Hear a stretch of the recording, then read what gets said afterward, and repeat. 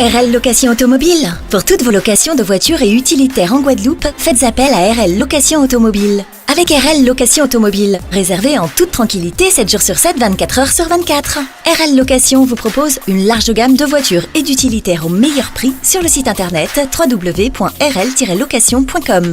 RL Location, c'est aussi l'assistance et la livraison. Pour tout renseignement, contactez-nous au 0590 10 66 87. RL Location Automobile, la location en toute simplicité. Martinique Actualité. François Bayrou a dévoilé ses priorités devant l'Assemblée nationale ce mardi. Il a mis l'accent sur la réforme des retraites, qualifiée de vitale, avec une concertation rapide et sans tabou. Il a annoncé la création d'un conclave réunissant les partenaires sociaux qu'il souhaite mettre en place dès ce vendredi.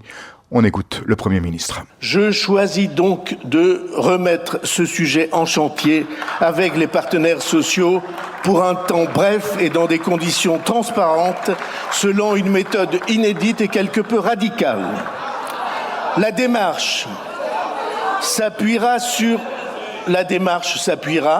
sur un constat et des chiffres indiscutables. Je vais demander à la Cour des comptes, en une mission flash de quelques semaines, de nous donner l'état actuel et précis du financement du système de retraite. Et ce résultat, le gouvernement le communiquera à tous les Français.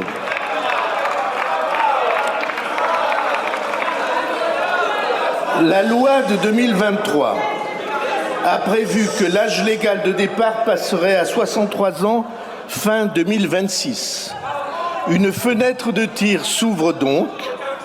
Je souhaite fixer une échéance à plus court terme, celle de notre automne, où sera discutée la prochaine loi de financement de la sécurité sociale. Nous pouvons, j'en ai la conviction, rechercher une voie de réforme nouvelle, sans aucun totem et sans aucun tabou, pas même l'âge de la retraite, à condition qu'elle réponde à l'exigence fixée.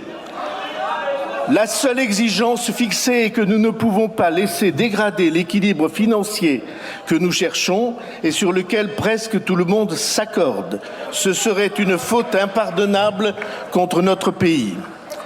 Plusieurs des partenaires sociaux ont indiqué qu'ils avaient identifié des pistes pour que la réforme soit socialement plus juste et cependant équilibrée. Ces pistes méritent toutes d'être explorées. Je souhaite que cet accord soit trouvé, mais si les partenaires ne s'accordaient pas, c'est la réforme actuelle qui continuerait à s'appliquer. En matière de budget, il prévoit un déficit de 5,4% en 2025 et appelle à des efforts de rationalisation dans tous les ministères. Sur l'immigration, il insiste sur le renforcement de l'application des OQTF et réactive le contrôle de l'immigration. En sécurité, il veut restaurer l'autorité de l'État avec des réformes pénitentiaires et plus de forces de sécurité sur le terrain. Concernant l'écologie, Bayrou promet de poursuivre la transition énergétique avec des solutions décarbonées. Sur l'éducation, il évoque une réforme de l'enseignement supérieur et du système Parcoursup. Enfin, il appelle à l'unité nationale pour surmonter les crises, notamment en Nouvelle-Calédonie et contre la vie chère dans les Outre-mer. La position du groupe socialiste sur le vote de censure à venir reste à déterminer, mais dans sa prise de parole, leur président, Boris Vallaud, a déjà donné le ton. Le compte n'y est pas. La présidente du groupe La France Insoumise à l'Assemblée nationale, Mathilde Panot, a déposé ce mardi une motion de censure contre le gouvernement de François Bayrou, signée par 57 autres députés issus de ses rangs, mais aussi des groupes communistes et écologistes. Le RN ne votera pas de censure.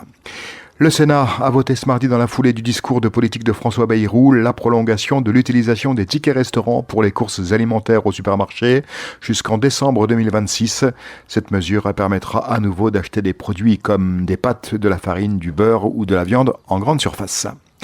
L'enquête sur les pratiques du groupe Bernard Ayotte, rendue publique par le journal Libération, relance la question de l'efficacité des régulations économiques en Outre-mer. Alors que le groupe, omniprésent dans la grande distribution et le secteur automobile, accumule des marges exorbitantes au détriment du consommateur, l'autorité de la concurrence se retrouve au cœur de l'enjeu en semblant avoir été largement inaudible dans ce dossier. La censure des comptes consolidés de Ayotte ainsi que l'absence de mesures concrètes pour encadrer les hausses de prix abusives soulèvent des interrogations sur l'indépendance et l'efficacité de cette autorité. Les questions politiques sont désormais indissociables des enjeux économiques. L'autorité de la concurrence, dans ce contexte, pourra-t-elle affronter ce puissant acteur ou continuera-t-elle de fermer les yeux sur ses pratiques ? La politique et les rapports de force en jeu risquent de déterminer l'issue de ce combat pour la justice économique. Alors que l'INSEE lance ce jeudi sa nouvelle campagne de recensement dont les renseignements collectés permettent d'établir un profil de la société française, notamment sur la composition des familles, cette étude révèle déjà que la famille monoparentale est bien plus répandue en Outre-mer qu'en métropole. En Guadeloupe et en Martinique, près de 40% des enfants mineurs vivent avec un seul parent, principalement leur mère. En métropole, ce chiffre est inférieur à 30%. Les familles monoparentales en Outre-mer font face à des difficultés économiques avec des taux de chômage plus élevés et une plus grande proportion d'enfants vivant dans des logements suroccupés. Les mères seules, souvent moins diplômées, sont également plus exposées à l'inactivité. Cette situation souligne les inégalités sociales qui perdurent dans les territoires ultramarins. La Chambre consulaire interprofessionnelle de Saint-Martin devient un guichet unique pour aider les artisans de Saint-Martin à obtenir l'agrément EDF Agir Plus. Ce label permet d'accéder à des aides pour les rénovations énergétiques. Actuellement, beaucoup d'artisans locaux perdent ces opportunités au profit de professionnels de Guadeloupe. Pour y remédier, la CCISM offre un accompagnement gratuit, incluant des formations certifiantes et un soutien financier. La prochaine session de formation aura lieu du 21 au 23 janvier prochain. Les inscriptions sont ouvertes sur leur site www.ccism.com. D'ici la fin du mois, la collectivité territoriale de Martinique distribuera 850 exemplaires du nouveau carnet de santé dans les maternités et centres de protection maternelle infantile. En vigueur depuis le 1er janvier dernier, ce carnet, mis à jour selon les recommandations du Haut Conseil de la santé publique, offre des conseils de prévention pour le bien-être des enfants, notamment sur l'exposition aux écrans et l'activité physique. Une deuxième livraison est prévue d'ici mars pour couvrir l'ensemble du territoire. Les carnets précédents restent également valables. Les autorités dominicaines ont démantelé un réseau international de trafic de cocaïne après avoir saisi 9 tonnes 800 de drogue au port de Cochedo en décembre dernier. Cette saisie record, initialement attribuée au Guatemala, provenait en réalité de Colombie. L'opération menée par près de 600 agents et procureurs a conduit à des arrestations et des perquisitions à travers le pays. Les enquêteurs ont également mis en lumière des complicités au sein même du port, marquant l'une des plus grandes saisies de drogue dans les Caraïbes.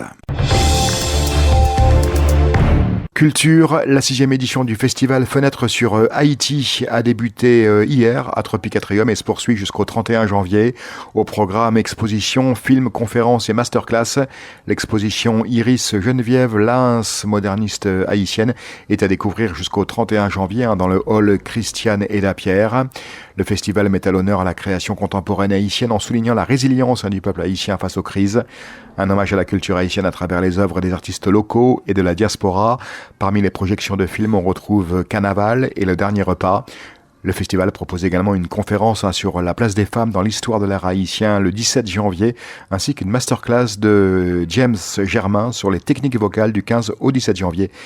Les inscriptions pour les masterclass se font à l'adresse sebadian@tropic-atrium.fr. Outremernews.fr, le site de l'actualité Outre-mer, 24 heures sur 24 et 7 jours sur 7. Retrouvez la chaîne Outremer News sur YouTube.